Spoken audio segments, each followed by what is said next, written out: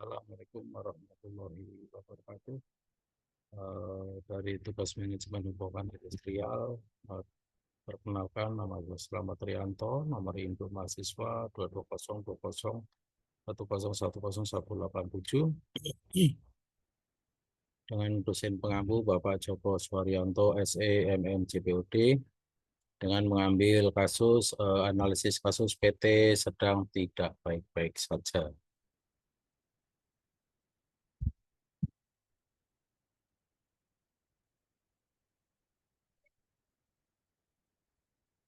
Pengantar hubungan industrial. Hubungan industrial adalah sistem hubungan yang terbentuk antara pelaku proses produksi barang dan jasa yang dilandasi oleh nilai-nilai Pancasila dan Undang-Undang Dasar 1945. Hubungan ini mencakup interaksi antara pengusaha, pekerja, dan pemerintah dalam menciptakan keseimbangan kepentingan. Hubungan industrial yang harmonis menjadi fondasi stabilitas organisasi, mendorong produktivitas yang optimal, serta menjamin kesejahteraan karyawan secara berkelanjutan.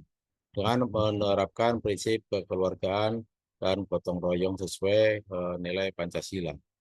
Perusahaan dapat menciptakan lingkungan kerja yang kondusif dan saling menguntungkan. Hubungan industrial yang baik berdasarkan Pancasila dan Undang-Undang 1945 adalah kunci utama produktivitas, kesejahteraan karyawan, dan keberhasilan organisasi jangka panjang. Mencegah masalah hubungan industrial itu ada pertama ada sistem kompensasi yang adil dan transparan, menerapkan internal equity dan external equity dalam penetapan upah. Memastikan struktur gaji kompetitif, transparan, dan berbasis kinerja untuk meningkatkan kepuasan dan retensi karyawan. Terus yang berikutnya ada meningkatkan work-life balance. Itu menyediakan jadwal kerja fleksibel, kebijakan cuti yang memadai, Employee Assistance Program atau EAP, serta layanan konseling untuk mendukung kesejahteraan fisik dan mental karyawan. Terus yang berikutnya ada komunikasi dua arah, membangun saluran komunikasi terbuka melalui town hall meeting, survei karyawan, dan pertemuan satu-satu antara manajemen dan karyawan untuk menjaga kepercayaan dan keterbukaan. Mencegah masalah hubungan industrial.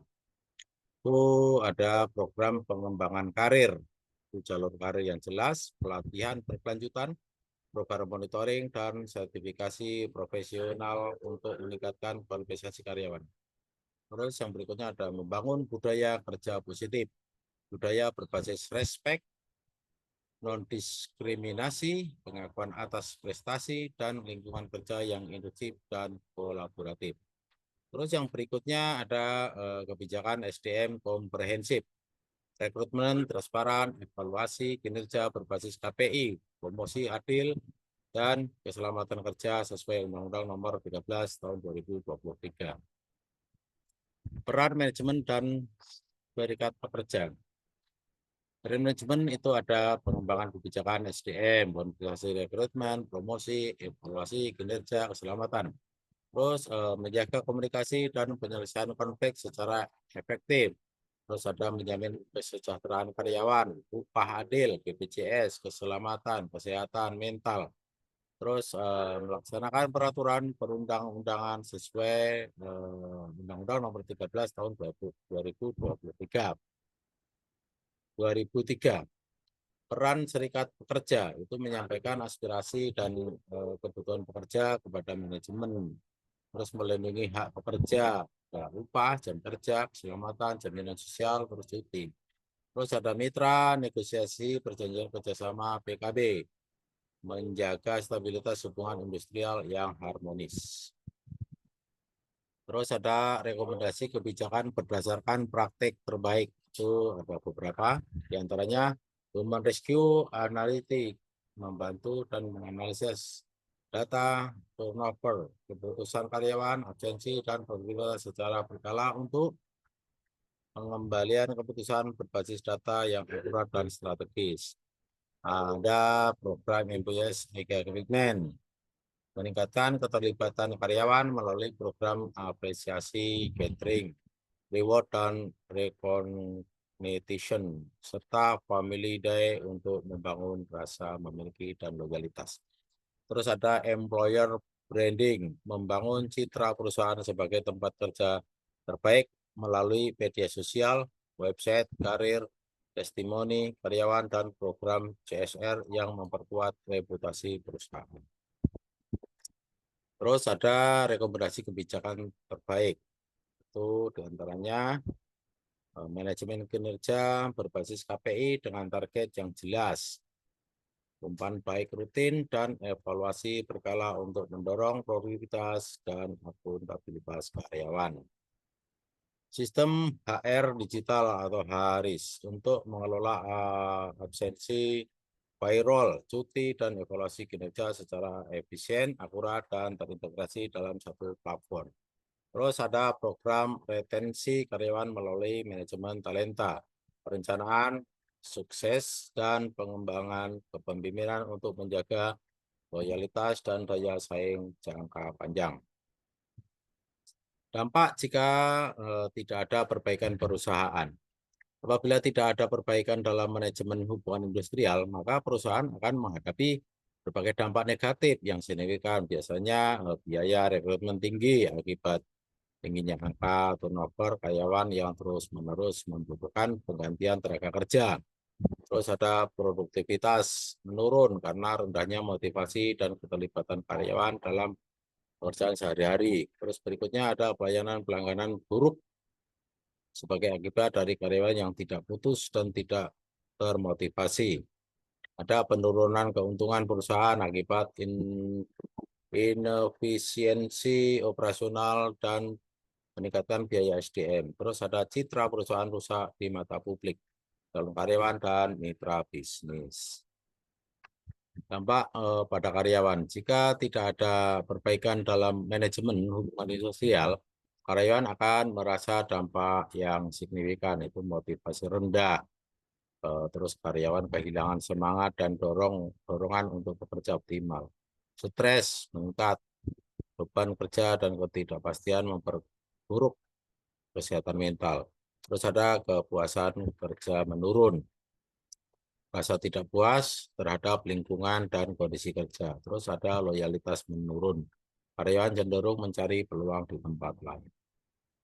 Dampak pada pelanggan. Jika tidak ada perbaikan dalam hubungan industrial, pelanggan akan merasakan dampak langsung dari penurunan kualitas layanan. Di antaranya itu ada kualitas layanan tidak konsisten, karyawan tidak termotivasi menghasilkan layanan yang tidak dapat diandalkan oleh pelanggan. Komplain meningkat karena apa? Ketidakpuasan karyawan berdampak pada respon yang lambat, kesalahan layanan, dan pengamanan pelanggaran yang buruk.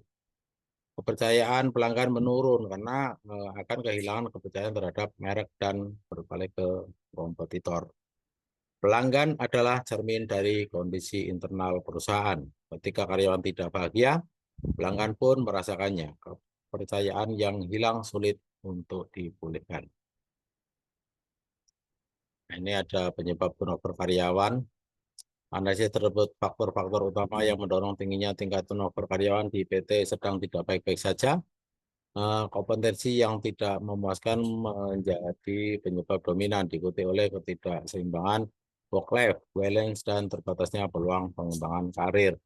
Nah, ini di sini diagramnya kompensasi tidak memuaskan itu sampai 35%, work-life balance itu 25%, terbatasnya pengembangan karir itu 15%, masalah kepemimpinan itu 10%, terus lingkungan kerja itu sekitar 9 atau 9%, terus beban kerja itu sekitar 7 atau 8%. Terus tingkat kepuasan karyawan. Survei kepuasan karyawan PT sedang tidak baik-baik saja menunjukkan bahwa hubungan antar kolega menjadi aspek tertinggi, sementara kompensasi menjadi perhatian utama yang perlu segera diperbaiki. Temuan ini menegaskan perlunya strategi komprehensif yang mencakup perbaikan sistem kompensasi, peningkatan work-life balance, dan pengembangan karir untuk meningkatkan kepuasan secara menyeluruh. Ini ada colleague realization itu 80%, terus work environment itu sekitar 70%, leadership itu 60%, career development itu sekitar 50%, terus work life balance itu juga sekitar 50%, compensation itu 45%. Terus prioritas rekomendasi berdasarkan skor urgensi. Analisis urgensi menunjukkan bahwa perbaikan sistem kompensasi dan program work-life balance menjadi prioritas utama yang harus segera ditangani. Implementasi rekomendasi secara bertahap berdasarkan skor urgensi akan memberikan dampak maksimal terhadap retensi karyawan. PT sedang tidak baik-baik saja. Itu ada perbaikan sistem kompensasi itu sekitar 100%.